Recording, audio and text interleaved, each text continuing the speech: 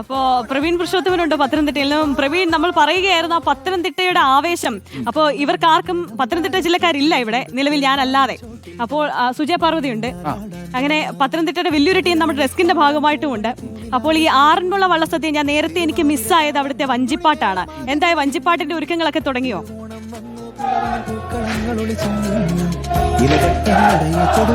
Good morning Arun, എല്ലാവർക്കും happy Onam.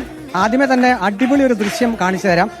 Aranmula ക്ഷേത്രത്തിന് മുൻവശത്ത് ആനക്കൊട്ടിലിന്റെ ഉള്ളിൽ അടിപൊളി ഒരു പൂക്കളം ഇട്ടിരിക്കുന്നു. എത്ര വലിപ്പമുള്ള പൂക്കളം! ഓണത്തിന് ഒരുങ്ങിക്കഴിഞ്ഞു ആറന്മുളയും മറ്റെല്ലാ ഇടങ്ങളും. ഇന്ന് പുലർച്ചെ 6 മണിയോടുകൂടി തിരുവോണത്തോണി എത്തി. തിരുവോണത്തോണിക്ക് ആചാരപരമായിട്ടുള്ള സ്വീകരണമൊക്കെ നൽകി.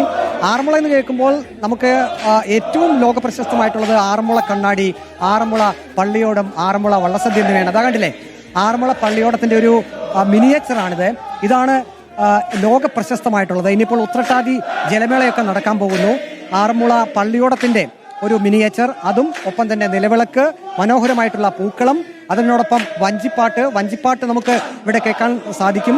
ഒരുപക്ഷെ ലോകത്ത് തന്നെ ഏറ്റവും കൂടുതൽ ആളുകളെ ആകർഷിക്കുന്ന അല്ലെങ്കിൽ ഏറ്റവും കൂടുതൽ വിഭവങ്ങളുള്ള സദ്യ ഏതാണെന്ന് ചോദിച്ചാൽ അത് ആറന്മുളയിലെ വള്ള സദ്യ തന്നെയാണ്. അരുൺ സാർ നേരത്തെ പറഞ്ഞതുപോലെ തന്നെ വിഭവങ്ങളുടെ എണ്ണം കൊണ്ടാണ് അതിന്റെ ഒരു ലോക പ്രശസ്തി എന്നുള്ളത്.